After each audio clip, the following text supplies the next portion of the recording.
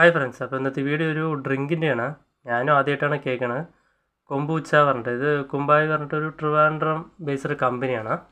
അപ്പോൾ ഇത് ഞാൻ അൽത്താസിൽ പോയപ്പോൾ കണ്ടതാണ്. അപ്പോൾ ഇത് പാഷൻ ഫ്രൂട്ടിൻ്റെ ഫ്ലേവറാണ്. ഇതുപോലെ ഗ്രേപ്പ്, മാംഗോ അങ്ങനെ കുറച്ച് ഫ്ലേവേഴ്സൊക്കെ ഉണ്ട്. അപ്പോൾ ഇത് കൊമ്പൂച്ച പറഞ്ഞത് ഒരു ചൈനീസുകാർ ഉണ്ടാക്കിയതാണ് കേട്ടോ. അതിൻ്റെ പേര് കേൾക്കുമ്പോൾ തന്നെ നമുക്ക് മനസ്സിലാകും. ഇതെങ്ങനെയാണ് പറഞ്ഞു വെച്ചാൽ ഇതിൻ്റെ ഇൻഗ്രീഡിയൻസൊക്കെ നോർമലി നാച്ചുറലായിട്ടുള്ളതാണ്. ഗ്രീൻ ടീ ഉണ്ട്, ബ്ലാക്ക് ടീ ഉണ്ട്, പിന്നെ പാഷൻ ഫ്രൂട്ട്, പിന്നെ മുല്ലപ്പൂ, പിന്നെ കുറച്ച് അതിൻ്റേതായിട്ട് ഇൻഗ്രീഡിയൻസ് ഒക്കെ ഉണ്ട്. അപ്പോൾ ഇതിൽ നോർമൽ സോഡ എങ്ങനെയാണ് പറഞ്ഞു വെച്ചാൽ അഡീഷണൽ ഗ്യാസ് നിറയ്ക്കാനുള്ളൂ. ഇതെങ്ങനെയാണ് പറഞ്ഞു വെച്ചാൽ ഫെർമെൻറ്റേഷനായി ഓട്ടോമാറ്റിക്കലായിട്ട് ഗ്യാസ് ഫോം ചെയ്യണം. അതുകൊണ്ട് മറ്റ് സോഫ്റ്റ് ഡ്രിങ്ക്സിനേക്കാൾ ബെറ്റർ മീൻസ് നല്ലതാണെന്നാണ് ഹെൽത്തിന് പറയണത് ഇവർ. അപ്പോൾ സാധനം ഫസ്റ്റ് ടൈമാണ് ട്രൈ ചെയ്ത് നോക്കണം.